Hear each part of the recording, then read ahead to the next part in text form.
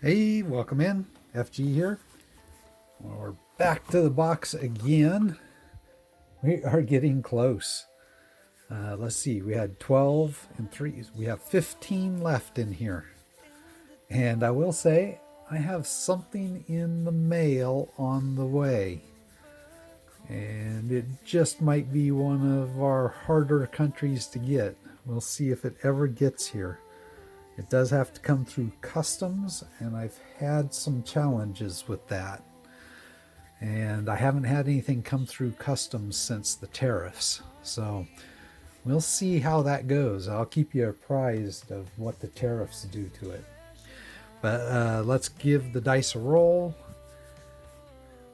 Boy, let's see. We have 15.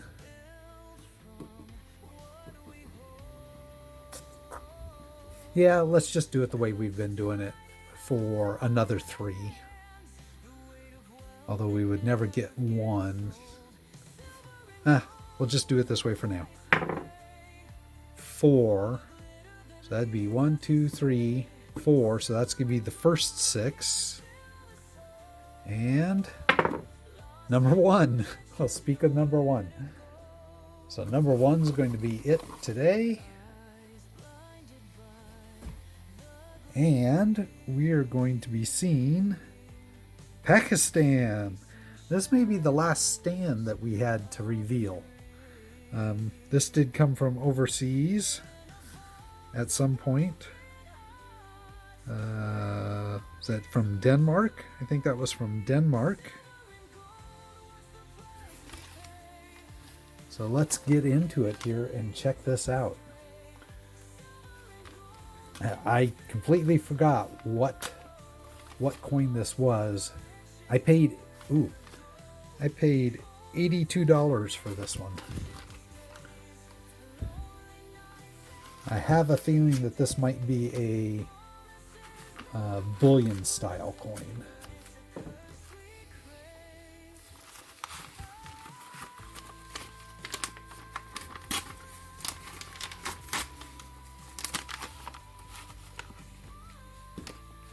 Well, they did a good job. They sandwiched it here. I can see it in there. It looks like it's in a flip. So no danger of cutting it if I just cut the tape.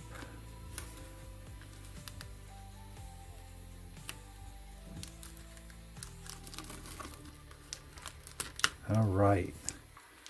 They stapled through, but it is in a capsule, so that's good.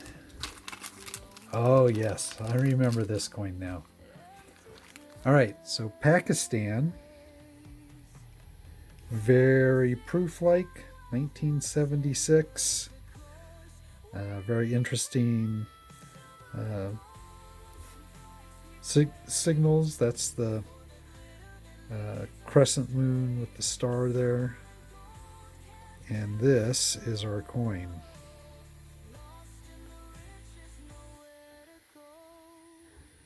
And these coins usually go for more than what I got it for 82 bucks.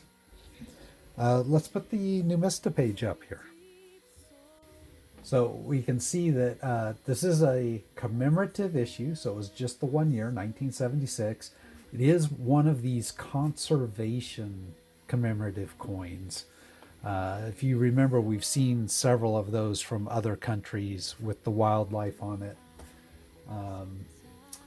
The obverse is the monument with the crescent and star, which is typical of one of the Islamic countries.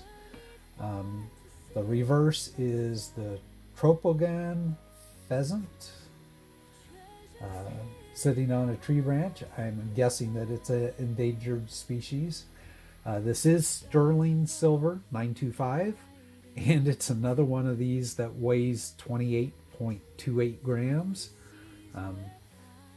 I think all of these in this conservation series plus other series tend towards that weight, and you'll see that this was minted at the Royal Mint in United Kingdom. Okay, so let's go ahead and scroll down, and we can see the mintage numbers on this total are right around 11,000, just under. We can see there's two sets here. One's the mint set and one's the proof set. And given the mirror-like finish on this one, I'm pretty confident to say that this was out of a proof set. So regardless, you can see an Unk coin, even if it's out of the mint set, Numista puts its numismatic value at 82, which is what I paid. The proofs are $20 more or so. Right now, today, there's right around $40 in bullion value. So, I did pay twice melt, but for this coin, that was the printer. We're not cutting it out. But for this coin, $82 was a great price.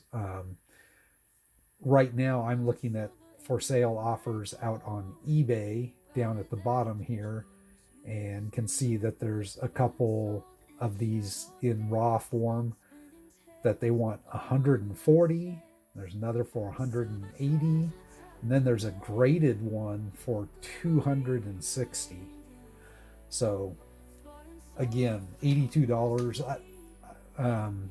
I got that one on a bid. It was not a buy it now, and I believe I actually bid $100 on it, and it only got bid up to 82. So I was pretty happy with that. Okay, let's put the map up here. So we can see it is the stand that is right next to India, and actually shares a border up there with China also. Pakistan is actually a relative new designation for that area. It has been over time parts of lots of different empires.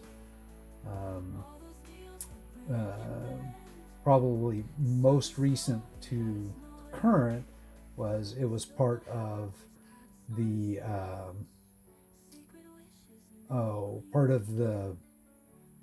British Indian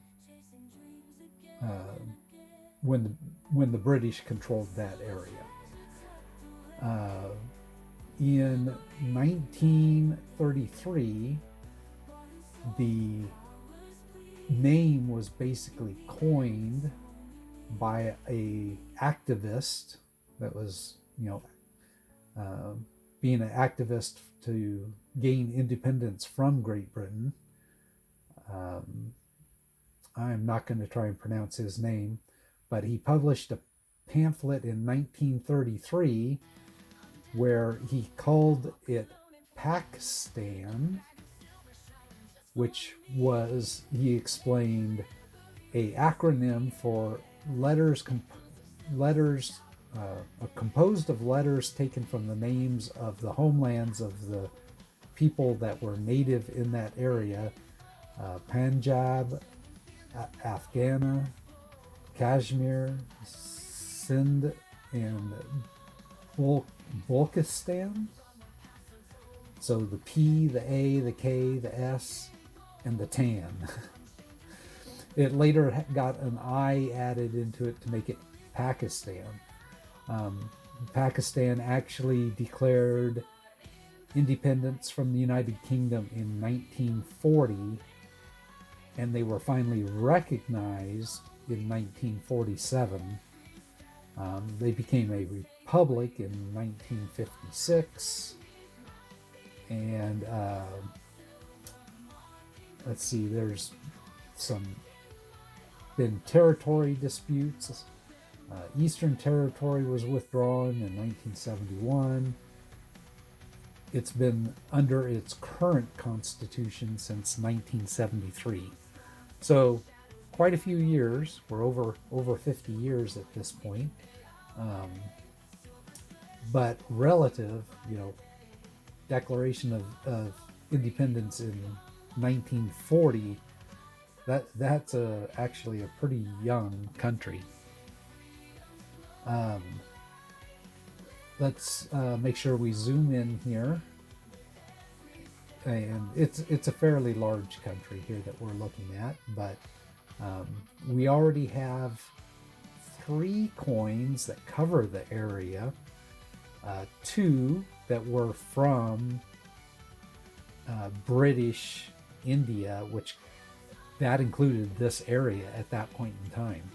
So I have 2 rupees that are my 2 coins for India that also filled in Pakistan because of, at that point in time, the British was controlling that area.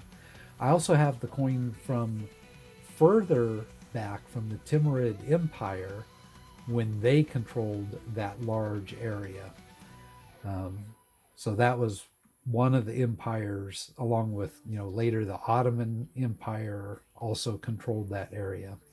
But 3 coins so far. This will be the first coin that's actually from the time period where it's Pakistan. So we'll add it into the database, and we should see it upgrade color here to a darker orange. Okay, let's grab the binder here, and I still have not gotten my 2 tokens printed that I need to put in here, but let's see where Pakistan's. Oh, we turned right to it. So here we have Ottoman Empire, which would have also controlled that area at one point in time. Palau. Oh, do we have Palau in the wrong spot? Because Pakistan, HIJK, oh no, so Pakistan goes right here. So right before Palau, right after Ottoman Empire. We'll stick another card in there. So now we need 2 on this page, and that leaves us with only 1 empty slot on that page. So that page is nearly complete. But let's grab the bullion book, and we'll figure out where to put it in here.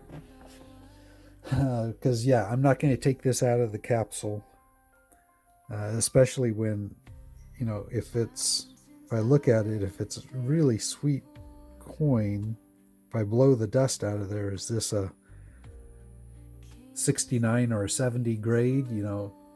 It could go from being an $82 coin to a $200 coin. Who knows? Okay, so let's see. These were our norths. What do we have there? Oh, that was the next one, right? Oh, let's go back to this book for a second. So we should have Oman, a North Korea token, an Oman token, and then a Palau token. So it looks like we have an open space here. It's just one off, because here's our North Korea is right here at the bottom. So that's going to mean this is Oman. So Pakistan should be our next one. So there's our North Korea. That's our Oman, which is also one of the conservation coins, if you recall.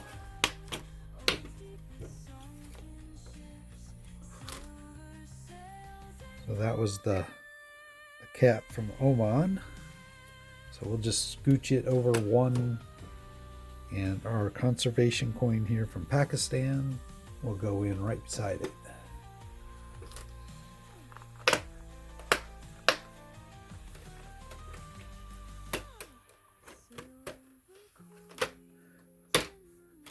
All right, so there we go with that. That is our coin for Wednesday. Thank you for coming along and joining me for Pakistan. Let me know what you think about that coin. Should I get it graded? There's quite a few of these that are unk or mint state, I think. I'm not sure how many of them I would want to get graded, but I've been thinking about putting together a package of coins to get graded. Anyways, that is it for today. Middle of the week. Hope your week's going good. And as always, I appreciate your subs, your comments below, and I'll catch you in the next one.